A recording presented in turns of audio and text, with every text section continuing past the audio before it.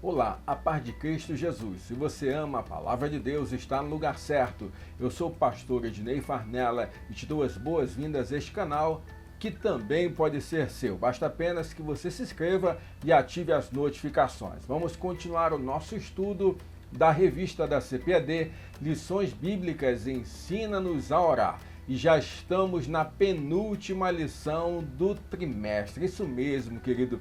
Neste trimestre que nós falamos sobre oração, quantas lições abençoadas. Chegamos então na lição de número 12, a oração de Paulo pelos Efésios. Tópico 1, uma oração ousada. Tópico 2, o primeiro pedido de Paulo. Não sai daí que nós vamos hoje aprender com o apóstolo dos gentios, o grande homem de Deus, apóstolo Paulo.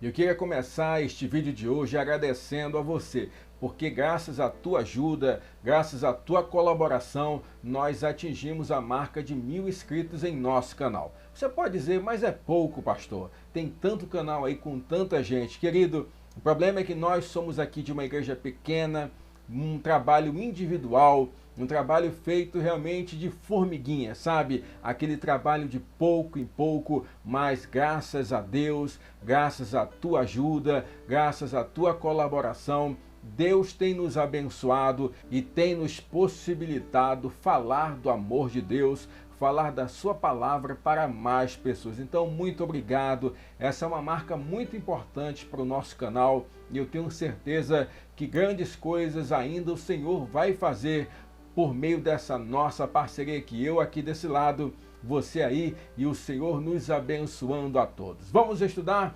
Lição de número 12, o nosso texto do dia está em Efésios, capítulo de número 3, versículo de número 14, que diz assim: Por causa disso, me ponho de joelhos perante o Pai de nosso Senhor, Jesus Cristo.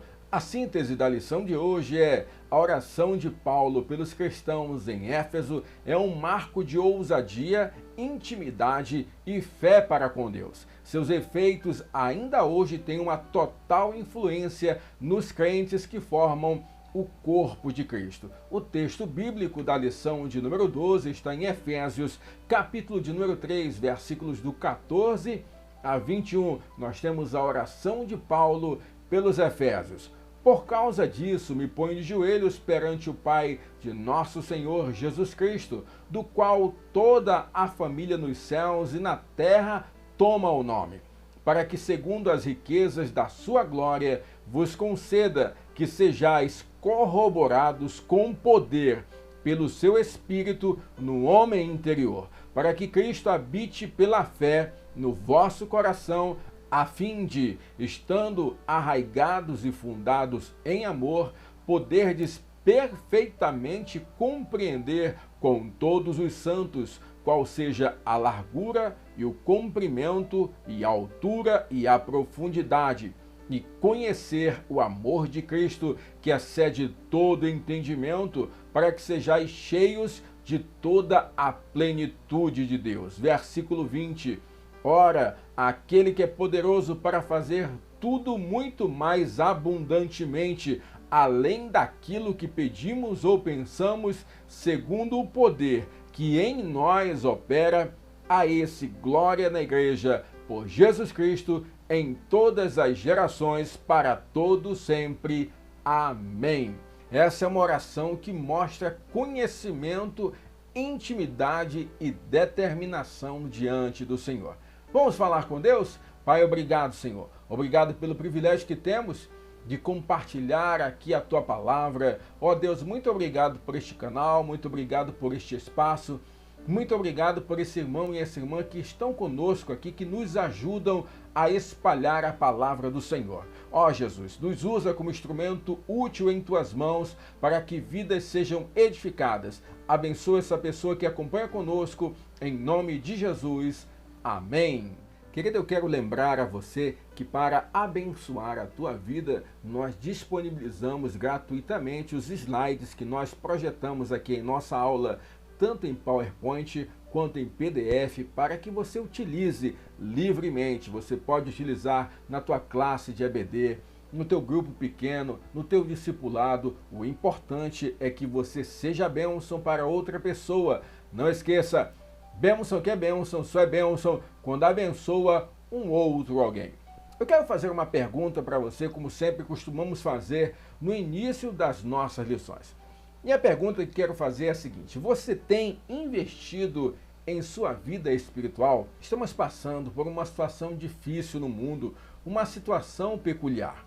No entanto, nós precisamos compreender que precisamos mais do que nunca do Senhor, que necessitamos da graça e misericórdia de Deus e sermos fortalecidos no nosso espírito para suportar o dia mau. Então, invista na sua vida espiritual, invista no preparo para a lição, para a pregação, para a ministração. Onde quer que Deus use você, faça o seu melhor. Faça com todo o coração, porque tenha a certeza absoluta, Deus é aquele que nos abençoa em tudo o que fazemos. E hoje temos uma lição muito especial, porque vamos estudar um homem muito importante, um homem corajoso, um homem trabalhador, um homem que realmente fez muito pelo Evangelho de nosso Senhor Jesus Cristo. Estamos falando do apóstolo Paulo. E hoje vamos conversar sobre uma oração especial que ele fez para os irmãos que estavam na cidade de Éfeso, na Ásia. Paulo tinha um carinho especial por aqueles irmãos. Então, nesta lição, veremos que Paulo, na prisão, sente a necessidade de escrever à igreja em Éfeso. Os cristãos nessa cidade passavam por um momento de fortalecimento e as boas notícias chegaram até o apóstolo, que buscou escrever-lhes uma carta. Paulo aproveita e faz uma das orações mais ousadas da Bíblia Sagrada. Vamos estudar então? Tópico de número 1, uma oração ousada. Subtópico de número 1, o cuidado para com a igreja. Ora, quando nós lemos a carta aos Efésios, nós percebemos que é uma carta diferenciada. Ele consolida muito daquilo que ele já havia ensinado, muito daquilo que ele já havia transmitido naquela localidade. E uma coisa especial, algo nos chama a atenção. Paulo demonstra um carinho especial por esta igreja. Paulo faz uma oração preocupada, uma oração que parte de alguém com o coração aberto, cheio de Deus, querendo que realmente aquele receptor, aquele destinatário daquela oração fosse realmente muito abençoado. A carta escrita pelo apóstolo à igreja em Éfeso revela o grande cuidado e amor que esse homem de Deus tinha pelas suas ovelhas. Paulo estivera anos antes nessa cidade e havia deixado ali uma igreja que se destacava. Nós precisamos aqui lembrar das viagens missionárias de Paulo. E aí quero te fazer aquela pergunta especial: quantas viagens missionárias Paulo fez em seu ministério e que estão registradas na Bíblia Sagrada? E Atos dos Apóstolos nos demonstra que Paulo fez 3 viagens missionárias. Muita gente fala que Paulo teria feito 4 viagens missionárias. No entanto, a Bíblia registra 3 viagens missionárias e uma viagem de Paulo para Roma, onde ele seria preso. No entanto, esta 4ª viagem não seria uma viagem missionária. Há aqueles também que acreditam que Paulo teria sido solto depois dessa prisão em Roma e teria realizado o grande sonho da vida dele, que era chegar à Espanha levando a palavra de Deus. Mas nós só podemos afirmar aquilo que está na palavra do Senhor. E na palavra do Senhor fala que Paulo fez 3 viagens missionárias e uma viagem com destino a Roma, onde foi preso. Quando ele esteve em Éfeso? Ele esteve em Éfeso na sua 2ª viagem missionária. Nós percebemos ali em Atos capítulo 18, versículos 19 até o 21, que ele faz uma passada rápida por Éfeso. Chega a pregar ali na sinagoga, porque era costume de Paulo chegar, procurar uma sinagoga e levar o evangelho ali para aquele lugar. Obviamente, ele primeiro falava acerca do Antigo Testamento, para então falar do Evangelho de Cristo. Quero te lembrar, naquela época ainda não havia o Novo Testamento. o Novo Testamento estava sendo produzido ainda. As cartas dos apóstolos, os evangelhos ainda seriam escritos e terminados. Na verdade, o cânon, não é? Esse conjunto de livros do Novo Testamento só foi efetivamente fechado lá na frente, no ano 397, no concílio realizado pela igreja em Cartago. Então, só naquele momento, mais à frente, é que tinha ali um conjunto fechadinho do que seria o Novo Testamento. Quando você lê a narrativa bíblica, não tenha em mente Paulo com a Bíblia como nós temos em nossa mão. O que Paulo tinha eram os pergaminhos do Antigo Testamento e os ensinos que ele havia recebido de Jesus. Muita coisa acontecia por tradição oral, por ensino, por discurso. Por isso era tão importante naquela época que houvesse então uma manifestação diante de outras pessoas, com pregação, com ensino, para transmitir as boas novas de Jesus. Éfeso também é uma cidade especial porque na terceira viagem missionária de Paulo, ele fica nada mais, nada menos que 3 anos naquele lugar. Onde está isso, pastor? Atos capítulo 19, nós percebemos ali. E ali 2 anos Paulo fica ensinando, olha só como é importante a base que foi construída ali na cidade de Éfeso, uma cidade importante, uma cidade conhecida não apenas pelo comércio, que era muito forte, mas por conta também da idolatria. Na cidade de Éfeso havia um grande templo à deusa Artemis, e não é à toa que Paulo se fixa naquele lugar, porque ele sabia que ali era um local estratégico. Se ele construísse uma boa base ali, é a visão missionária, não é? Se ele construísse realmente uma base sólida, o evangelho seria expandido para outras localidades, para outras regiões. Queridos, na Bíblia nós temos o registro de pelo menos 13 cartas do apóstolo Paulo. Eu falo 13 porque a carta aos Hebreus não há um autor definido, que pode ser até Paulo, mas nós não podemos afirmar. O autor da carta aos Hebreus é desconhecido, mas as cartas paulinas, elas são divididas em cartas maiores, Romanos, 1ª e 2ª Coríntios, Gálatas e 1ª e 2ª Tessalonicenses. E lembre-se, quando você vai falar de carta, é 1ª e 2ª carta. Diferentemente, quando nós temos, por exemplo, Reis, quando nós temos Crônicas, é 1º livro dos Reis, 1º livro das Crônicas. Carta não, é 1ª carta de Paulo aos Coríntios, 1ª carta de Paulo aos Tessalonicenses, então é 1ª e 2ª Tessalonicenses.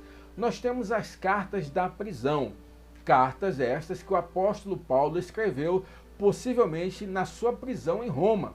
São essas: Efésios, Filipenses, Colossenses e Filemão.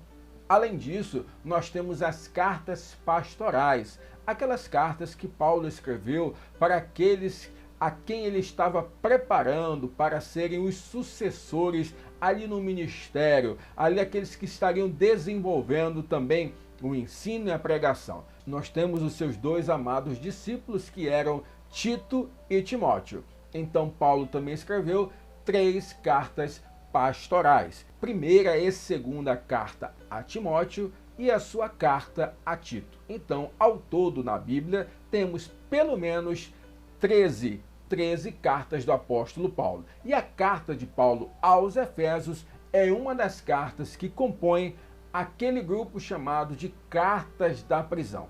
Esse é um contexto importante, porque Paulo está escrevendo as suas cartas ali da prisão em Roma, ele está passando por um momento de adversidade. O conteúdo desta carta, em especial que estamos estudando hoje, tinha como destinatários principais os irmãos lá da Ásia, localizados na cidade de Éfeso, os irmãos então da igreja de Éfeso. No entanto, o objetivo de Paulo não era única e exclusivamente que essa mensagem chegasse apenas em Éfeso, mas que de Éfeso fosse distribuída por toda a Ásia e, quem sabe, por toda a parte ali das igrejas que haviam ouvido a mensagem de Paulo.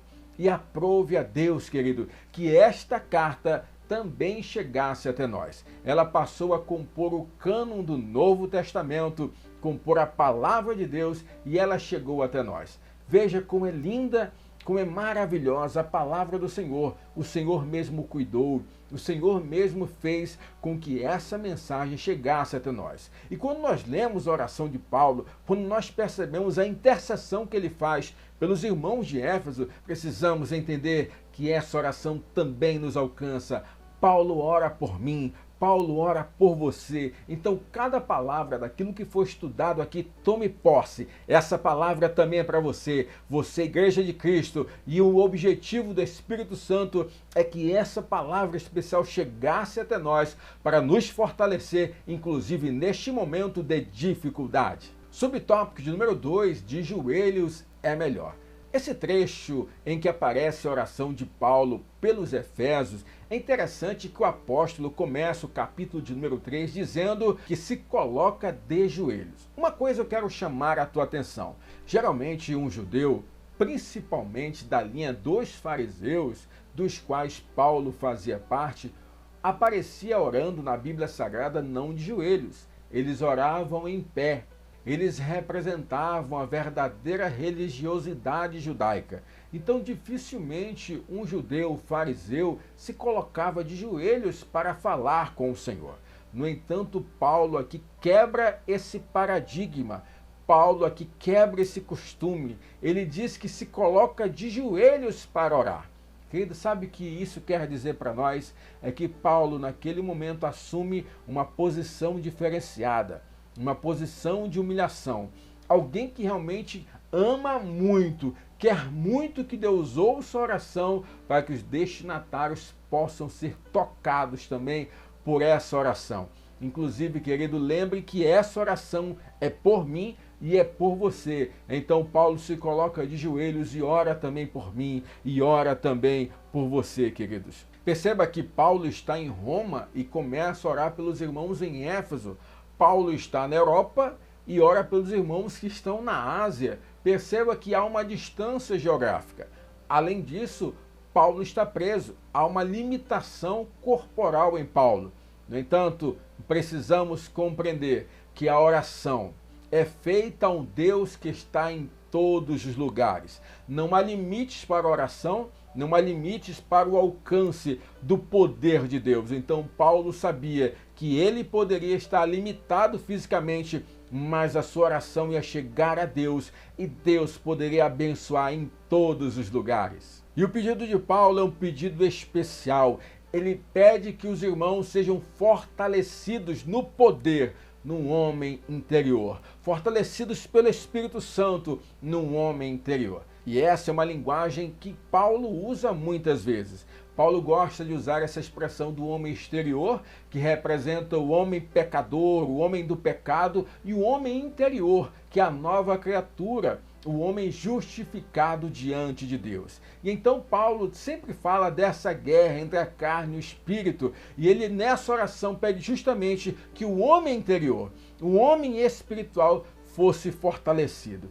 E aqui faço coro à oração de Paulo, pedindo que Deus fortaleça você neste homem interior, no homem espiritual, na mulher espiritual, nessa pessoa cheia de Deus, para que você possa cada vez mais ser um instrumento do Senhor para abençoar outras pessoas. Subtópico número 3, a ousadia de Paulo. A ousadia presente na oração de Paulo nos impressiona. Ele pede algo que é impossível de ser mensurado com exatidão. A maturidade do apóstolo leva a ousar e pedir que os cristãos vivam experiências que vão muito além do limitado entendimento humano. Perceba que Paulo não pede coisas materiais, Paulo não pede sucesso, Paulo pede maturidade, fortalecimento espiritual, crescimento da obra do Senhor.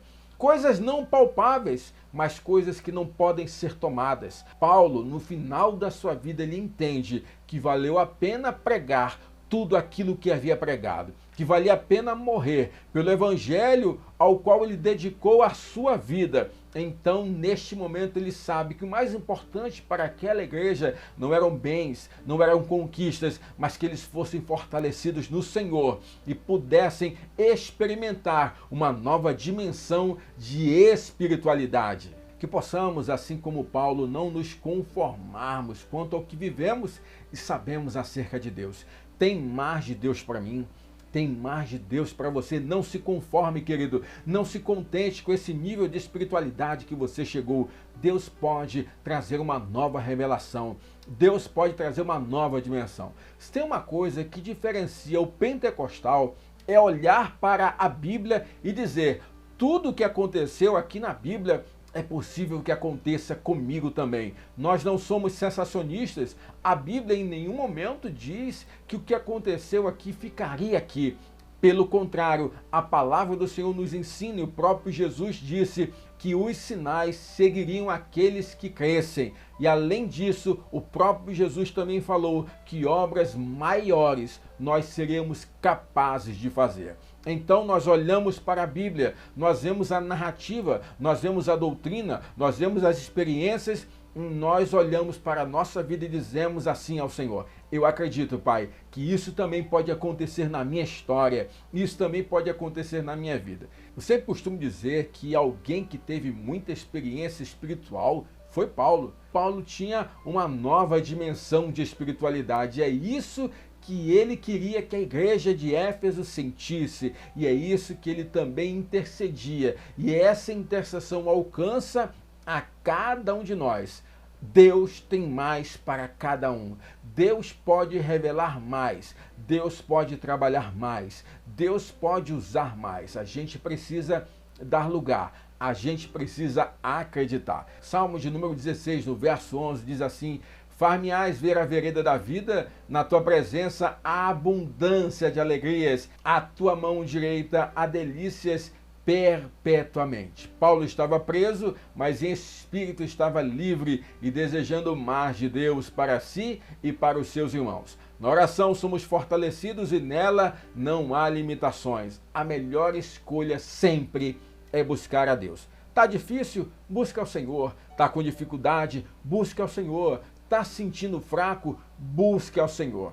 A única coisa que você não pode é deixar de buscar ao Senhor. E é impressionante que a oração fala muito do que a gente acredita. A oração fala muito da fé que a gente julga ter. Porque quer conhecer realmente no que uma pessoa acredita?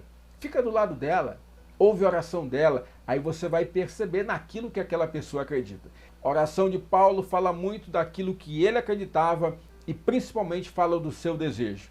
Ele desejava uma igreja cheia do Espírito Santo. Ele desejava uma igreja futura cheia de Deus. Que eu e você possamos ser cheios do Senhor todos os dias de nossas vidas. Tópico de número 2, o primeiro pedido de Paulo. Subtópico 1, fortalecidos pelo Espírito. Perceba que Paulo, ao dobrar os seus joelhos e começar a interceder pela igreja de Éfeso, ele primeiramente pede que eles sejam fortalecidos no homem interior.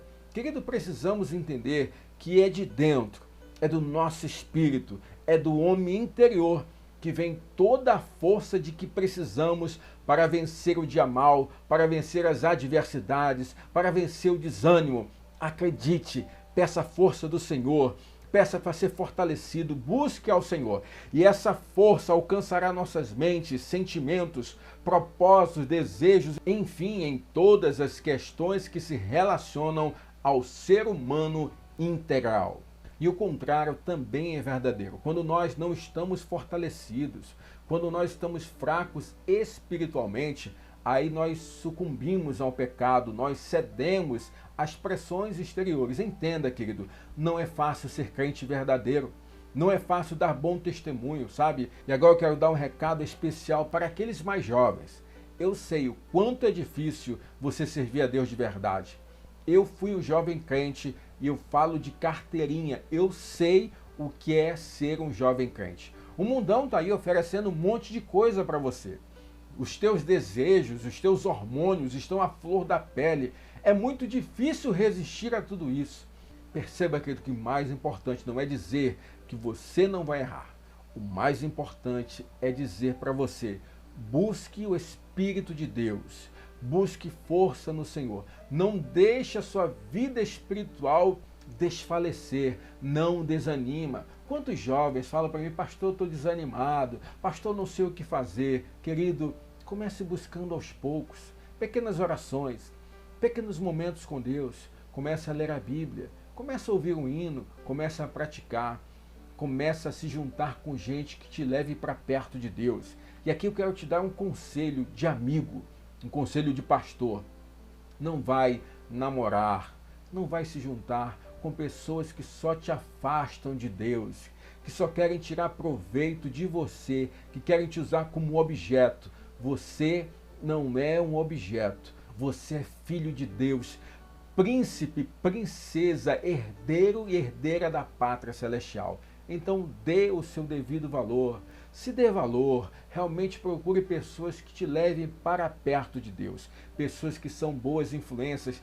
Tenha pessoas nas quais você possa se espelhar, seja a sua liderança, seu pastor, alguém que você respeite na igreja. Procure essa pessoa, busque conselhos dela, aprenda com ela, caminhe com ela e você vai ver o quanto Deus vai abençoar a tua vida. As forças humanas não são suficientes para vencer os desafios que temos pela frente, pois as lutas vão muito além de nossas possibilidades falíveis ilimitadas. É o Espírito que nos fortalece, nos coloca de pé. É nesse fortalecimento que nossas vidas mudam e conseguimos forças tão necessárias para reagirmos às influências mundanas. Queridos, é no Senhor que está a nossa força. É nele que devemos buscar o amparo no meio da necessidade. Não coloque a sua confiança nas conquistas materiais e pessoais. Coloque a sua confiança no Senhor.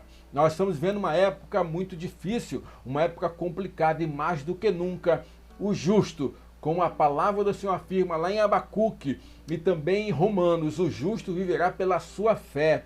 Não vai viver pelo seu sucesso profissional, não vai viver pela sua conquista amorosa, não vai viver pela riqueza. O justo viverá pela fé, porque no dia mau, acredite, no dia mau, o que te sustenta é a fé. Salmo de número 59, verso 17, diz: a ti, ó fortaleza minha, cantarei louvores, porque Deus é a minha defesa, é o Deus da minha misericórdia. E Filipenses 4,13 tem aquele versículo tão conhecido, mas também tão tirado de contexto, que diz: posso todas as coisas naquele que me fortalece. Aqui não é no sentido de conquistar, mas aqui é no sentido de suportar. Eu suporto a dor, eu suporto a pressão, eu suporto até esse afastamento social, eu suporto essa pandemia, não por causa de mim, mas naquele que me fortalece, na força que vem do Senhor. Esse poder que opera dentro dos cristãos é fruto da ação do Espírito Santo de Deus e acontece, querido, quando você coloca no seu coração as verdades essenciais da palavra de Deus que ouvimos e permitimos que sejam refletidas e absorvidas em nossas mentes. Ouça a palavra, conheça a palavra, mergulhe na palavra, pratique essa palavra. Não esqueça, ame a palavra de Deus. É por isso que a gente sempre repete isso aqui, porque é ela que vai fortalecer o homem interior. Nós aprenderemos aquilo que Deus quer para nós. A nossa fé será fortalecida, então nós sobreviveremos em meio à adversidade. Subtópico 2, o amor de Cristo. Duas figuras de linguagem são utilizadas na referência ao que o amor de Cristo deve representar ao modo de vida do cristão. Perceba que Paulo ora para que os irmãos lá de Éfeso sejam arraigados e fundados no amor. O que será arraigado? Na verdade, o arraigado remete à raiz. Então, Paulo está dizendo que o amor de Cristo deve estar arraigado em nossas vidas como as profundas raízes de uma alta árvore. Perceba aí essa figura em que, na verdade, aquilo que nós vemos não representa na sua completude aquilo que ainda não pode ser visto, que são as raízes. E as raízes, quanto mais profundas, mais firmes. O cristão precisa ter raízes profundas no amor de Deus. Da mesma maneira, ele fala fundado, aí nós lembramos de fundação. Você que já construiu casa, você que já participou, já viu uma obra na sua casa, na sua cidade, no seu bairro, você percebe que a primeira coisa da obra é fazer a fundação. Em prédios maiores, eles colocam aquelas estacas metálicas e vão afundando ela até achar sólido duro. Ali não vai ceder mais, está firme. Da mesma maneira, o amor de Cristo deve ser fundado com o mais forte alicerce de um edifício. É o amor que nos sustenta e nos permite fazer coisas que vão além do entendimento. Aí basta você lembrar das pessoas que fazem loucuras por amor. Basta você lembrar o que um pai e uma mãe é capaz de fazer pelo amor do seu filho. Então a mesma coisa foi que levou Jesus à cruz do Calvário, foi o amor. E esse amor é tão grande, querido, que ele deu a sua própria vida por nós. E é nesse amor que nós precisamos estar firmados, porque não teremos dúvidas de que ele não nos abandona. Romanos 5,8, mas Deus prova o seu amor para conosco em que Cristo morreu por nós, sendo nós ainda pecadores. Quando somos movidos pelo amor de Cristo, todas as áreas de nossas vidas são impulsionadas a partir desse amor. É o amor de Cristo em nós. Quando nós nos sentimos amados, quando somos impulsionados pelo amor, meu irmão, parece que tudo dá certo. Você não fica implorando o amor de ninguém. Você não fica se sentindo carente do amor de outra pessoa, porque você se completa pelo amor de Cristo Jesus em tua vida. Então, na sua oração, está se sentindo triste, abandonado, desprezado e até mesmo carente, ore ao Senhor e diga: Senhor, que eu possa sentir o teu amor, que eu possa me sentir cada vez mais amado pelo Senhor. Acredite, Deus vai trabalhar no teu coração, Deus vai enxugar as tuas lágrimas, Deus vai curar as feridas mais profundas da tua mente e do teu coração. Subtópico de número 3, como compreender perfeitamente. Veja que Paulo falou sobre a plenitude de Deus, o conhecimento pleno do amor de Deus. Mas temos condições de compreender perfeitamente todas as dimensões do amor de Cristo e conhecê-lo em toda a sua essência? Será que podemos ter em nossas vidas a plenitude de Deus? Tais propostas se mostram por demais inatingíveis para as nossas vidas, não é mesmo? Quando a gente para e pensa, será que eu posso sentir a plenitude de Deus? Será que eu posso compreender verdadeiramente o amor de Deus, ou isso eu jamais posso atingir? E você para e pensa, por que Paulo orou desse jeito? O que Paulo queria para nós? O que Paulo queria para a igreja de Éfeso? Perceba que Paulo queria é que as pessoas não se conformassem, é que as pessoas sentissem cada vez mais do Senhor. Perceba que a caminhada cristã é uma caminhada de progressão. Nós caminhamos e cada dia estamos mais parecidos com Cristo. Cada dia precisamos evoluir em nossa vida espiritual. Não se conforme, não se acomode. Tem gente que tem anos de igreja e está acomodado. Está ali naquela mesmice, tanto ministerial quanto espiritual. Querida, em nome de Jesus, que o Senhor te liberte dessa acomodação, que você queira mais. Que você diga assim, não, eu preciso estudar mais, não, eu preciso me dedicar mais, não, eu preciso ter novas experiências, não, eu preciso realmente me envolver com algo diferente. De que maneira eu posso contribuir na minha comunidade? Querido, Deus pode te usar de maneira extraordinária e profunda. Essas são experiências que precisamos buscar, pois são para todos nós cristãos, mas somente as alcançaremos se buscarmos uma total dependência do Espírito Santo. Lembra do fruto do Espírito de Gálatas, que precisa ser realmente efetivo em nossos corações e em nossa vida. Paulo convidou a igreja de Éfeso e Paulo também nos convida a ter um novo nível de espiritualidade. Quando falamos naquelas dimensões, Paulo fala qual seja o comprimento, a altura, a profundidade, a largura do amor de Deus. Eu trouxe um gráfico para te ajudar nesse entendimento. Olha só, o amor de Cristo, dimensões associadas às extremidades da cruz. O comprimento é a abrangência no tempo, todas as gerações e todo sempre. O amor dele se manifesta para todos. A largura, para quem? A quem ele alcança? A abrangência, todas as famílias, todos os santos, todos. Cristo morreu por toda a humanidade. João 3,16, porque Deus amou o mundo de tal maneira que deu o seu Filho unigênito, para que todo aquele que nele cresce não perecesse, mas tivesse a vida eterna, querido. Além disso, nós temos a altura onde nos céus e na terra. Quando Jesus faz a oração do Pai Nosso, ele fala assim: que seja feita a tua vontade aqui na terra, assim como é no céu, querido. E quão profundo, qual a profundidade desse amor? Nós percebemos que é pelo poder do Espírito Santo, com a plenitude de Deus e abundantemente em Cristo. E aí nós entendemos que esse amor realmente tem dimensões gigantescas e nós somos alvos desse amor. E é tão importante nós aprendermos isso, querido. Paulo nos ensina em sua oração. Em uma oração, Paulo nos dá uma aula de teologia. Paulo fala aquilo que realmente importa. Paulo fala que nós, na adversidade, na dificuldade, precisamos buscar ser fortalecidos no homem interior para poder suportar todos esses momentos. Além disso, precisamos buscar compreender o amor e a plenitude de Deus para vivermos novas experiências no Espírito. Que bênção, hein? Que você seja abençoado, que eu seja abençoado, que nós possamos influenciar outras pessoas para buscarem cada vez mais novas experiências no Senhor. Eu quero concluir essa lição com 3 verdades para você guardar em seu coração. A primeira, precisamos lembrar de orar uns pelos outros. A segunda é que nos momentos de dificuldade, a melhor decisão que tomamos é a de orar para buscar forças no Senhor.